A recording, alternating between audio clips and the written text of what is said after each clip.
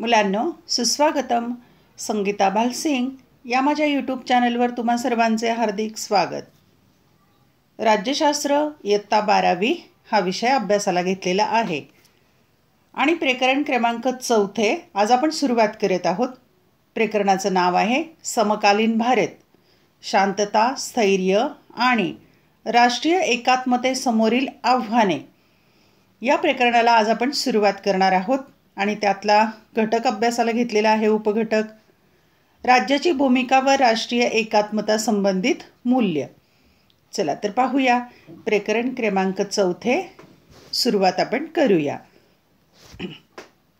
लोकशाही समाज रचनेमध्ये वैचारिक विविधता असते. ही विविधता सामाजिक, आर्थिक, राजकीय आणि सांस्कृतिक वैविध्यामुळे येते. लोकशाही समाजामध्ये काय असतं तर सामाजिक, आर्थिक, राजकीय आणि सांस्कृतिक विविधता असते. त्यामुळे समाजाच्या रचनेमध्ये सुद्धा विविधता येते.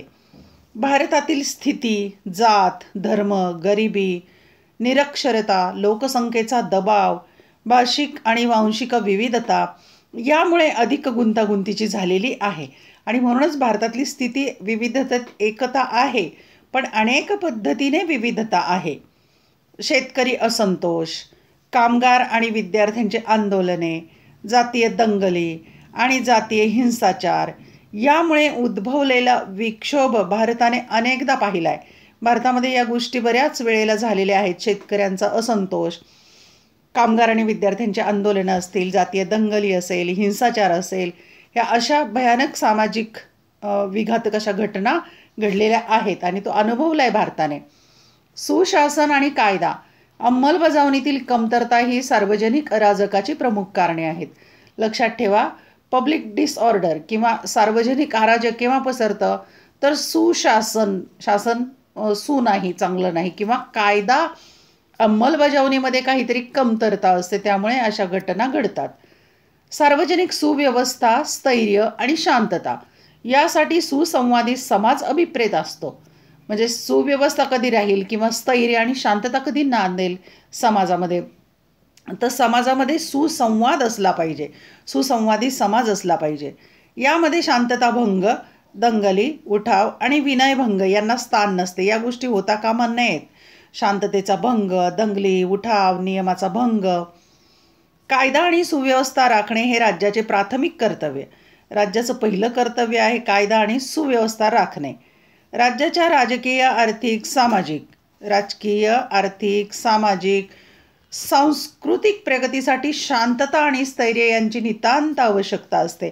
म्हणजे देशाच्या विकासासाठीच किंवा वेगवेगळ्या प्रकारच्या प्रगतीसाठी शांतता आणि स्थैर्य असलं पाहिजे. समाजात अशा जर विघातक घटना असतील तर प्रगती होत नाही. याच्या अभावी देशात फुटीरतावादी प्रवृत्ती वाढीस लागतात. त्यामुळे राष्ट्रात एकी, शांतता व स्थैर्य राखणे ही राज्याची प्राथमिक जबाबदारी आहे. समाजात विविध गट असतातच, परंतु सर्व गटांमध्ये सामंजस्य राखण्यासाठी राज्याने पुढाकार घ्यावा अशी अपेक्षा असते. म्हणजे गट असणारच आहेत, मतभेद असणारच आहेत, पण त्यामध्ये सामंजस्य, ॲडजस्टमेंट करण्यासाठी राज्याने पुढाकार घेतला पाहिजे. राष्ट्र उभारणीची आणि राष्ट्रीय एकात्मता निर्माण करण्याची ही प्रक्रिया आहे आणि राष्ट्रीय एकात्मता निर्माण करण्यासाठी ही एक प्रक्रिया आहे आणि ती झालीच पाहिजे. राष्ट्र, राष्ट्रवाद आणि राज्य या राज्यशास्त्रातील प्रमुख संकल्पना आहेत. त्या आपण इयत्ता 11वीमध्ये अभ्यासलेल्या. 11वीमध्ये हे संकल्पना झाल्या आहेत तुमच्या. राष्ट्र, राष्ट्रवाद, राज्य म्हणजे काय अभ्यासले. त्यातील काही महत्त्वाच्या मुद्द्यांची फेरउजळणी करूया. आता पहा, पुन्हा एकदा थोडासा आपण अभ्यास करूया या संकल्पनांचा. राष्ट्र हा एकीच्या भावनेने बांधलेला एक समुदाय आहे. एकीच्या भावनेने बांधलेला समुदाय राष्ट्र. या एकीसाठी काही आधारभूत घटक असतात. आधारभूत. स्वतःची वेगळी सामाजिक, सांस्कृतिक, राजकीय ओळख असलेला हा लोकसमुदाय स्वतःचे वेगळेपण स्थापित करू इच्छितो.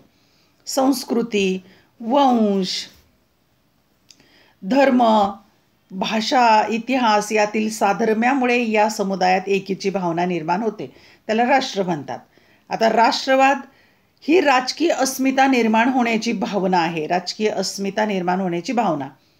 त्यांच्या स्वतःच्या या अस्मितेतून स्वत्वाची जाणीव निर्माण होते. स्वत्वाची जाणीव. राष्ट्रवाद वांशिक, धार्मिक, भाषिक इत्यादी समुदायांमध्ये एकीची भावना निर्माण करणारा एक घटक आहे आणि राष्ट्रवाद एकीची भावना निर्माण करतो. जेव्हा राष्ट्रातील लोक सार्वभौम राज्याची मागणी करतात, म्हणजे स्वयंनिर्णयाच्या हक्काची मागणी करतात, तेव्हा ती स्वयंनिर्णयाची आस राष्ट्राला राज्याच्या दिशेने घेऊन जाते. स्वयंनिर्णयाची जेव्हा आशा अपेक्षा असते तेव्हा राज्याच्या दिशेने वाटचाल होते. राष्ट्राचे राज्यात रूपांतर कधी होते? राज्य म्हणवून घेण्यासाठी सार्वभौमत्व, स्वतंत्र शासन व्यवस्था, भूप्रदेश आणि लोकसंख्या या घटकांची आवश्यकता असते. राज्य होण्यासाठी या 4 बाबी आवश्यक आहेत: सार्वभौमत्व, स्वतंत्र शासन व्यवस्था, स्वतंत्र भूप्रदेश आणि विशिष्ट लोकसंख्या या घटकांची आवश्यकता असते. त्याला राज्य म्हणतात. राज्यामधील लोक विविध वंश, धर्म, भाषा असणारे असू शकतात. हे वेगवेगळे लोक असतात राज्यामध्ये. त्या लोकांमध्ये स्वतःची वेगळी ओळख असण्याची जाणीवही असू शकते, म्हणजे स्वतःला वेगळं समजू शकतात. परंतु राज्य निर्माण करण्यासाठी ते एकदिलाने एकत्र येतात. परंतु ते राज्य निर्माण करण्यासाठी ते एकत्र येतात समविचाराने. जगातील अनेक देश बहुवांशिक, बहुधर्मीय व बहुसांस्कृतिक आहेत. त्यामुळे कोणत्याही राज्याला राष्ट्रीय ऐक्य, एकता आणि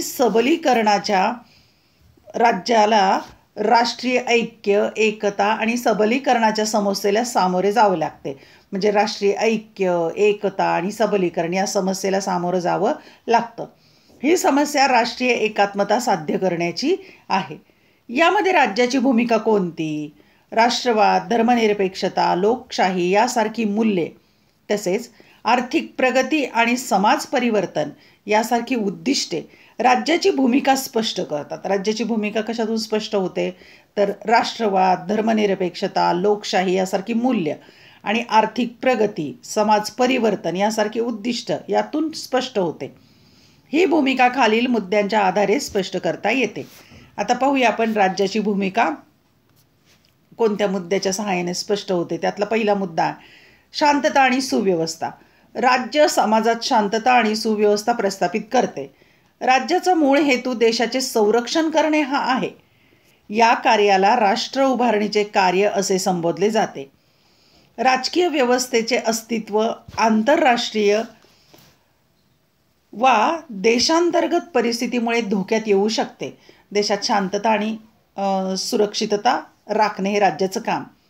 देशाचे संरक्षण करणे, अस्तित्व टिकवणे, संविधान आणि राजकीय व्यवस्था टिकवणे यात राज्याची प्रमुख भूमिका असते. ही फार प्रमुख भूमिका आहे. राजकीय व्यवस्था टिकवणं आणि देशाचं संरक्षण, संविधान टिकवणं. नंबर 2, आर्थिक प्रगती. देशाच्या औद्योगिक म्हणजे उद्योग व्यवसायात, कृषी म्हणजे शेतीचा विकास आणि आर्थिक प्रगतीसाठी राज्याने महत्त्वाची भूमिका बजावणे अपेक्षित आहे. आर्थिक स्थैर्य आणि वाढ यातून लोकांचे आर्थिक हित साध्य करता येते. म्हणजे आर्थिक स्थैर्य जर आलं तर लोकांचं हित साध्य होऊ शकतं. याचा अर्थ समाजवादी व्यवस्था निर्माण करणे नव्हे, तर राज्याने आर्थिक प्रगतीसाठी आवश्यक सुविधा उपलब्ध करून देणे होय. राज्याने आर्थिक प्रगतीसाठी लोकांना तशा सुविधा निर्माण करून देणं होय. 3, राष्ट्र उभारणी. समाजातील विविधतेमुळे राज्याचे विघटन होणार नाही याची काळजी राज्याने घ्यायची असते. राज्याने काय काळजी घ्यायची आहे? तर राज्य तुटणार नाही, फुटणार नाही, त्याचं विघटन होणार नाही, कारण समाजात विविधता आहे याची काळजी घ्यायची. राष्ट्रीय एकात्मतेच्या संकल्पनेचा राष्ट्रीय उभारणीशी किंवा राष्ट्र उभारणीशी अत्यंत जवळचा संबंध आहे. 4, शासन. समाजातील लोकांचा राज्याच्या निर्णय प्रक्रियेतील सहभाग हे सुशासनाचे लक्षण आहे. समाजातील लोकांचा सहभाग पाहिजे शासनाच्या निर्णयाच्या प्रक्रियेत. यालाच लोकशाहीकरण अथवा लोकसहभागी राज्य असे म्हणतात. हे महत्त्वाचं आहे. लोकशाहीकरण किंवा लोकसहभागी राज्य असं त्याला म्हणतात, की निर्णय प्रक्रियेमध्ये, राज्याच्या निर्णय प्रक्रियेत लोकांचा किंवा समाजाचा सहभाग. 5वा मुद्दा आहे लोककल्याण. सामाजिक न्याय, वाजवीपणा म्हणजे फेअरनेस, वाजवी. समानता या तत्वांचा वापर लोककल्याणासाठी करणे. लोकांच्या कल्याणासाठी ही तत्त्व वापरणे. सामाजिक न्याय, वाजवीपणा, समानता. समाजातील असमतोल दूर करून दुर्लक्षित घटकांचे दुःख दूर करणे. समाजात असमतोल, विषमता काय आहे? तर बहुसंख्य लोक गरीब आहेत आणि थोडेसे लोक श्रीमंत आहेत. हे दुर्लक्षित घटकांचं दुःख दूर करायचं ही राज्याची जबाबदारी आहे. राष्ट्रवाद, धर्मनिरपेक्षता, लोकशाहीची मूल्ये, आर्थिक प्रगती आणि समाज परिवर्तन यांचा राष्ट्र उभारणीशी जवळचा संबंध आहे. राष्ट्राची उभारणी चांगली व्हायची असेल तर या गोष्टी लक्षात घेतल्या पाहिजेत. राष्ट्रीय एकात्मतेची समस्या सार्वत्रिक आहे. ही काय एकाच ठिकाणची नाही आहे, सर्वत्र ही समस्या. देशाची एकसमान ओळख निर्माण करण्यासाठी समाजातील विविध घटकांमध्ये संवाद साधून सलोखा निर्माण करणे महत्त्वाचे असते. म्हणजे एक समान ओळख देशाची व्हायची तर विविधता जी आहे विविध घटकांच्यामध्ये त्यांच्या संवाद साधला पाहिजे आणि सलोखा निर्माण केला पाहिजे. ही विविधता सामाजिक, सांस्कृतिक, प्रादेशिक, धार्मिक, भाषिक, आर्थिक स्वरूपाची असू शकते, परंतु तरीही एक राष्ट्रीय ओळख असणे म्हणजेच राष्ट्रवाद होय. अशी एक ओळख निर्माण होण्यासाठी राष्ट्रवाद राष्ट्रीय एकतेचा पुरस्कार करतो. राष्ट्रीय एकता आपापसातील भेदभाव विसरून सलोखा निर्माण करतो. संकुचित दृष्टिकोन न ठेवता म्हणजे सेक्टरल पर्स्पेक्टिव्ह न ठेवता, हा ठेवायचा नाही संकुचित दृष्टिकोन, राष्ट्रीय दृष्टिकोन निर्माण करायचा. राष्ट्रीय एकात्मता ही विटा अथवा सिमेंटने निर्माण करता येत नाही. कोण म्हटलंय पहा, सर्वपल्ली राधाकृष्णन. ती छिन्नी वा हातोड्यानेही निर्माण करता येत नाही, तर ती शांतपणे लोकांच्या मनात आणि हृदयात निर्माण व्हावी लागते. राष्ट्रीय एकात्मतेची भावना ही काही दगडामाती विटा सिमेंटने निर्माण करता येत नाही, छिन्नी हातोड्याने निर्माण करता येत नाही, तर ती लोकांच्या मनात आणि हृदयात निर्माण व्हावी लागते. डॉक्टर सर्वपल्ली राधाकृष्णन. राष्ट्रीय एकात्मता व्यक्ती अथवा गटांची ओळख पुसून टाकत नाही. ती एकसंध समाज निर्माण करण्याचाही प्रयत्न करत नाही, तर ती फक्त गटांच्या ओळखीपेक्षा राष्ट्रीय ओळख निर्माण करण्याचा प्रयत्न करते. राष्ट्रीय एकात्मता म्हणजे राष्ट्रीय ओळख. उदाहरणार्थ, जेव्हा आपण म्हणतो की मी भारतीय आहे, तेव्हा ती राष्ट्रीय ओळख असते. तेव्हा मराठी, तमिळ, पंजाबी, हिंदू, शीख, मुसलमान, ख्रिश्चन या दुय्यम ओळखी असतात. पहा, जेव्हा आपण भारतीय म्हणतो ती आपली राष्ट्रीय ओळख आहे. त्या पुसून टाकल्या जात नाही, परंतु राष्ट्रीय ओळखीपेक्षा त्या गौण ठरतात, कमी महत्त्वाची ठरते आपली ओळख. अमेरिकेत या सामाजिक राजकीय व्यवस्थेला कोशिंबिरीचा वाडगा म्हणतात. पहा, म्हणजे कोशिंबिरीचा वाडगा म्हणजे सलाद बाऊल म्हणतात. आता म्हणजे काय ते पाहू, सलाद बाऊल असे म्हणतात. प्रादेशिक, वांशिक, भाषिक, धार्मिक विविधता राष्ट्रमान्य करते आणि त्याचबरोबर एकीची भावना जतन, दृढ आणि बळकट करते. हेच राष्ट्रीय एकात्मता या संकल्पनेचे स्तर आहे. म्हणजे सलाद बाऊल आहे राष्ट्रीय एकात्मता, जेणेकरून त्याच्या आतमध्ये जे आहेत वेगवेगळे पदार्थ ते वेगवेगळे जात, धर्म, वंश, भाषा किंवा वांशिक, भाषिक, धार्मिक असे असू शकतात. पहा, ही राष्ट्रीय एकात्मतेचं किती सुंदर चित्र आहे. सर्व धर्म समभाव, विविधतेत एकता. तुम्हाला माहीत आहे का? पाहूया आपण काय ते. मेल्टिंग पॉट आणि सलाद बाऊल पाहूया. मेल्टिंग पॉट आणि सलाद बाऊलची संकल्पना. अमेरिकी समाजाचे वर्णन करण्यासाठी मेल्टिंग पॉट ही संकल्पना वापरली जात होती. यामागची मूळ कल्पना अशी की मेल्टिंग पॉट म्हणजे काय की पूर्ण राष्ट्र हे एका मोठ्या घड्यासारखे आहे. घडा मटका आहे. अमेरिकेत प्रवेश करणारी व्यक्ती या मोठ्या घड्यामध्ये येते आणि म्हणजे मोठ्या घड्यामध्ये येते अमेरिकेमध्ये जसं काही, आणि कालांतराने अमेरिकी व्यवस्था आणि तेथील समाज यांच्याशी एकरूप होते. प्रत्येक व्यक्तीची सांस्कृतिक ओळख इटालियन, फ्रेंच, जर्मन, आफ्रिकन, आशियाई इत्यादी विरघळून जाते. तो अमेरिकन होऊन जातो आणि एक नवीन अमेरिकी संस्कृती तयार होते. सलाद बाऊलची संकल्पना मात्र या सांस्कृतिक एकत्रीकरणाला न मानता असे मांडते की प्रत्येकाची वेगळी संस्कृती जणू कोशिंबिरीतल्या वेगवेगळ्या घटकांसारखी आहे. सलाद संस्कृती म्हणजे कोशिंबिरीत जसे वेगवेगळे घटक आहेत तसे वेगवेगळे जात, धर्म, पंथ, वंशाचे लोक एकत्र येतात, जे कोशिंबिरीला वेगळी चव देतात, परंतु स्वतःचे वेगळे अस्तित्वही जपतात.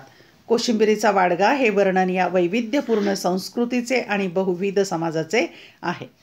पुढे तुम्हाला उपक्रम दिलाय, चर्चा करा. भारताचे वर्णन मेल्टिंग पॉट किंवा सलाद बाऊल कसे कराल? दोन्हीपैकी भारत कोणत्या गटामध्ये येतो त्याचं वर्णन करा, चर्चा करा. राष्ट्रीय एकात्मतेशी संबंधित समान मूल्ये खालीलप्रमाणे आहेत. महत्त्वाचा प्रश्न आहे हा. राष्ट्रीय एकात्मतेशी संबंधित समान मूल्य संकल्पना चित्र येऊ शकतं. 1. समान नागरिकत्व. 2. विविधतेत एकता. 3. राष्ट्राप्रती निष्ठा. 4. भिन्न समुदायांबद्दल बंधुत्वाची भावना. 5. धर्मनिरपेक्षता. 6. सामाजिक आर्थिक व राजकीय न्याय. 7. समानता. राष्ट्रीय एकात्मतेशी संबंधित ही मूल्ये आहेत. राष्ट्रीय एकात्मतेमध्ये राज्याची भूमिका कोणती? ही भूमिका खालील संदर्भानुसार समजून घेता येईल. मग राष्ट्रीय एकात्मतेच्या संदर्भात राज्याची भूमिका काय ते आपण पाहू. राष्ट्रीय एकता साध्य करणे, राष्ट्र उभारणीच्या कार्यात सहभाग घेणे व ज्या मूल्यांसाठी राष्ट्र तयार झाले त्याला प्रोत्साहन देणे, समाजात शांतता आणि सलोखा राखणे, सामाजिक राजकीय स्थैर्य देणे, आर्थिक प्रगतीस प्रोत्साहन देणे आणि नागरिकांचे अंतर्गत आणि परकीय आक्रमणांपासून संरक्षण करणे ही राज्याची भूमिका आहे. या सगळ्या बाबी फार महत्त्वाच्या आहेत. राष्ट्रीय एकात्मता साधण्याच्या प्रक्रियेमध्ये राज्य खालील भूमिका बजावते. 1. सांस्कृतिक व सामाजिकदृष्ट्या भिन्न गटांना एकत्र आणून त्यांची राष्ट्रीय ओळख निर्माण करणे. वेगवेगळ्या भिन्न गटांना एकत्र आणायचं आणि त्यांची राष्ट्रीय ओळख निर्माण करायची एकच. 2. लहान लहान प्रदेश अथवा राजकीय सामाजिक वा सांस्कृतिक गटांवर एक राष्ट्रीय सत्ता प्रस्थापित करणे, म्हणजे ही एक राष्ट्रीय सत्ता निर्माण करायची आहे. 3. राज्य आणि जनता यामध्ये सुसंवाद घडवून आणणे, जेणेकरून लोकांची स्थिती व त्यांच्या इच्छा किंवा आकांक्षा जाणून घेता येतात. सुसंवाद. 4. सामाजिक सुव्यवस्था राखण्यास मदत करतील अशी काही उद्दिष्टे व मूल्य विकसित करणं. सामाजिक सुव्यवस्था राखण्यासाठी मूल्य विकसित करणं ही भूमिका राज्याची आहे. नागरिक ज्यावेळी समान मूल्य आणि प्राधान्यक्रम जपतात आणि परस्परांशी संवाद साधतात त्यावेळी राष्ट्र एकसंध राहते. सुसंवाद असेल तर राष्ट्र एकसंध राहतं. नागरिकांमधील एकी आणि त्यांची कायदा व सुव्यवस्थेप्रतीची निष्ठा राष्ट्राला बळकट करते. राष्ट्रीय एकात्मता म्हणजे एकजिनसीपणा नव्हे.